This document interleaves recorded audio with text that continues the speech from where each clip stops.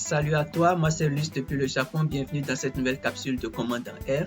Aujourd'hui, on va continuer avec les bar plots, mais de façon un peu plus avancée. Si tu es prêt, attrape ton clavier et rentrons dans le studio. Alors pour commencer, on va d'abord sauvegarder les paramètres qui sont là dans le modèle, dans le logiciel à cet instant, parce que par la suite, je vais modifier un peu les paramètres.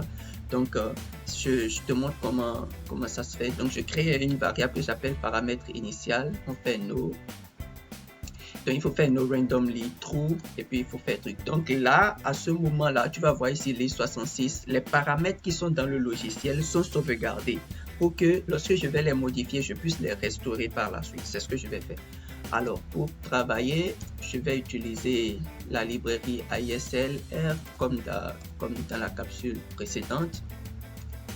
Et je vais utiliser la base de données crédit. Voilà, donc on va utiliser crédit. Je te montre rapidement un peu à quoi ça ressemble là, je te rappelle ça. Donc on peut bouger ici, voilà, on travaillait avec married et puis ethnicity.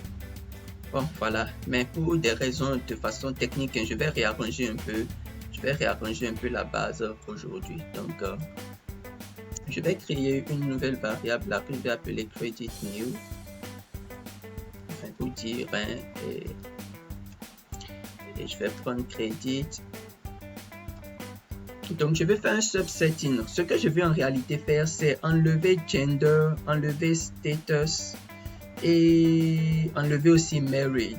Je vais enlever ces éléments là. Et pour ça, pourquoi je vais les enlever, je vais t'expliquer ça par la suite.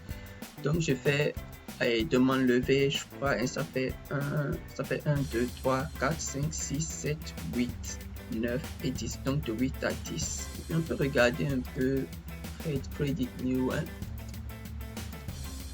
Voilà, donc j'ai la nouvelle base qui est créée ici. Tu vois là, on n'a plus gender, student and married, on a juste ethnicité. J'ai besoin de cela pour pouvoir avancer. Donc ce que je vais faire, c'est détacher credit. Je détache crédit pour ne pas avoir de conflit et j'attache crédit new. Voilà, donc c'est un peu ça ce que je vais faire d'abord. Je vais créer une nouvelle variable que je vais appeler données agrégées. Je vais appeler données agrégées. Et dans données agrégées, je vais en fait agréger, je vais utiliser aggregate, donc credit new by list, hein. Et je vais utiliser ici ethnicity. Je définis d'abord, je fais ce que je fais pour ethnicity égale ethnicité, voilà. Et voilà, et à la ligne, je vais utiliser la moyenne. Bon, lorsque je vais faire cela, voilà, tu vois, ce message d'erreur là, c'est rien de très spécial. C'est juste pour me dire que à ce niveau-là, tu vois, ethnicité est une variable qui est catégorielle. On est d'accord, ce n'est pas une variable qui est numérique. On est d'accord?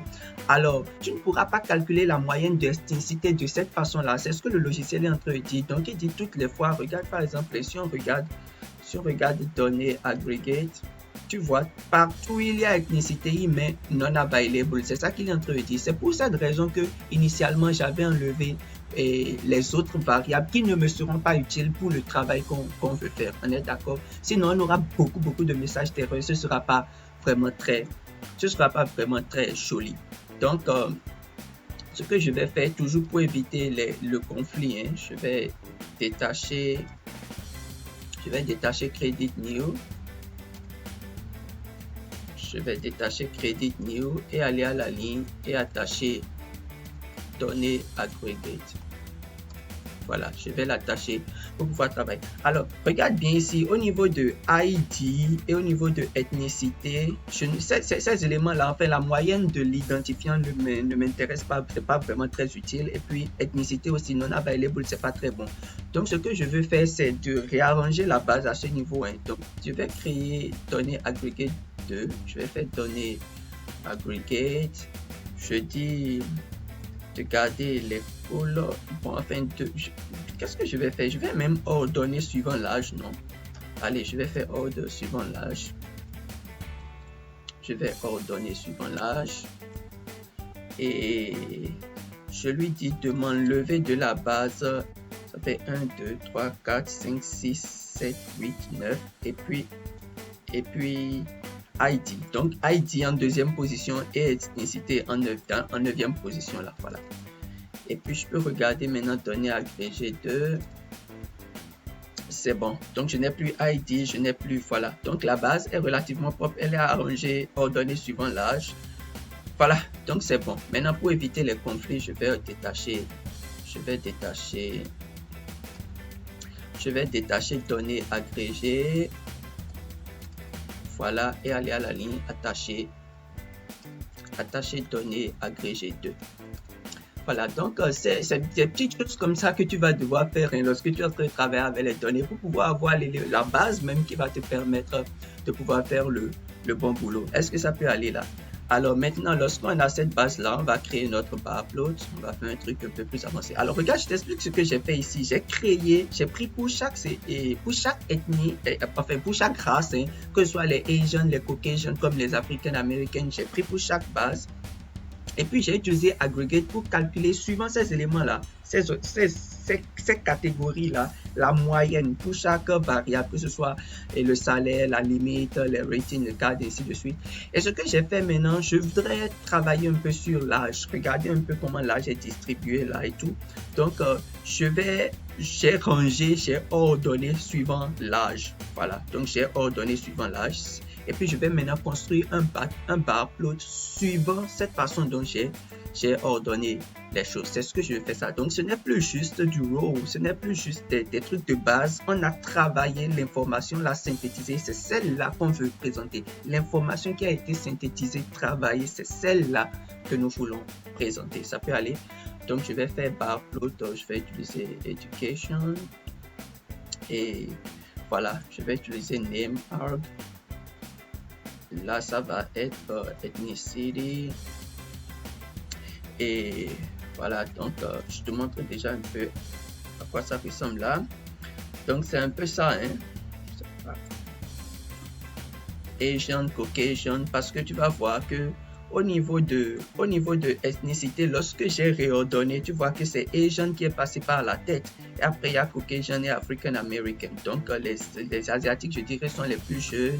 Après, il y a les Caucasian et les African American. Donc, c'est un peu de cette façon-là que ça se présente au niveau du bar plot. Voilà, donc il y a Asian, Caucasian, African American qui est bien fait là. Bon, on peut faire mieux comme tu le sais déjà. On peut changer un peu la couleur. Je vais utiliser, je sais pas, du Dodge Blue. Et on peut aussi changer un peu, hein, je vais faire 16. Je vais mettre ça à 0,8 pour nous permettre d'aller vite. Et puis, je sais pas, je vais garder ça comme ça simplement. Regardez si ça me permet d'avoir, voilà, African American ici. Voilà, donc on peut faire les choses classiques, hein. On peut faire les éléments classiques. Je pourrais utiliser aussi le last, comme dans les plots, je le mets à 2 pour pouvoir changer la position. Tu vois ici, on change la position avec le last et puis ainsi de suite. Si je le ramène à 0, le last à 0, tu vois, c'est ça. Donc last en réalité, comme dans plot, ce qu'on sait déjà, ça nous permet de pouvoir changer la position, l'orientation des noms. Voilà, donc lorsque c'est fait comme ça, on peut ajouter un titre à notre plot. On peut ajouter un titre, je vais appeler ça simplement moyenne, enfin, moyenne éducation, hein. Moyenne année éducation, je ne sais pas, les années d'éducation. Moyenne année d'éducation. Quelque chose comme ça. Donc voilà, quand on prend l'éducation là, j'avais pris éducation et donc ça fait 13, et quelques pour les asiatiques, ça fait 13,63 donc et puis 13,52 voilà, donc légèrement plus grand, voilà, donc légèrement plus grand. Est-ce que ça peut aller là? On dira en moyenne, hein, qui sont le même niveau d'éducation. Bon, on peut faire mieux. Alors, au lieu de les avoir sur la verticale, je dirais comme ça. On peut l'avoir sur l'horizontale, mais pour avoir sur l'horizontale avec la taille des noms comme ça là, tu vas voir que et ça va prendre de l'espace. Regarde, je vais faire par exemple, je fais par upload, je recopie et je te montre rapidement. Je vais prendre peut-être l'âge. D'accord, je vais travailler avec l'âge. Et c'est les mêmes choses, hein? Names, argument, ethnicity. Attention. Ethnicity, si je veux garder la couleur, bien sûr, je vais faire dodge blue. Je vais à la ligne, je peux garder les noms, la taille des noms. Et là, je vais utiliser l'as égale à 2 parce que je l'ai vu sur l'horizontale. Je veux quelque chose qui soit, attention, j'ai oublié de mettre horizon égale à true. Horizon égale à true parce que je le veux sur l'horizontale. Voilà. Donc, quand je l'ai sur l'horizontale comme ça, tu vois, c'est un peu, c'est parfois pas très bien. Donc, enfin, on peut contrôler un peu les paramètres. On peut contrôler un peu les paramètres. Et puis, c'est ce que je vais faire ici. Je te montre comment on fait ça. On utilise par, et puis je fais la marge que je voudrais en fait contrôler. Donc, je vais définir 5 pour ce qui est en bas ici. C'est comme ça, hein, toujours 1, 2, 3, 4. Donc, je définis 5. Je vais prendre 7 et je vais prendre peut-être 4 et 1. Donc, pour les paramètres, et je refais le bloc. Voilà, tu vois là, c'est relativement bien fait. Et puis, ça nous permet d'avoir une vue beaucoup plus claire de ce que on est en train de faire. Voilà. Et puis, les noms sont mis de façon horizontale, comme ça, plus de façon verticale. Et puis, c'est bien calibré. Voilà. Donc, c'est une façon de faire. On pourrait ajouter un titre. Hein. Je fais moyenne. C'est pas une année d'éducation. Année. Et je vais à la ligne et je dis d'éducation. Voilà, on pourrait le faire comme ça, moyenne année d'éducation, quelque chose comme ça. Donc, lorsque j'ai changé les paramètres comme ça, toutes les fois que je vais vouloir faire des trucs, maintenant, ça va toujours garder le même paramètre. Hein, ça va garder le même paramètre et puis ça va faire bizarre. Donc, il faut ramener le paramètre original. Et pour pouvoir faire ça, on fait par que nous avons déjà défini et puis je fais ça. Donc si je refais le bar upload par exemple, tu vas voir que ça va être comme ce qu'on avait eu avant, tu vois. Donc c'est cette astuce là, il faut faire toujours ipar au début quand tu veux commencer par travailler, un paramètre initial, c'est comme ça, un initial paramètre, c'est ce que moi j'ai écrit, tu peux l'appeler comment tu veux et tu fais par no random true. Et lorsque tu as modifié par exemple les paramètres d'une façon ou d'une autre et tu veux revenir à l'initial, il faut faire par et le nom que l'initial que tu avais sauvegardé là, il faut renvoyer ça seulement dans les paramètres et ça va tout restaurer.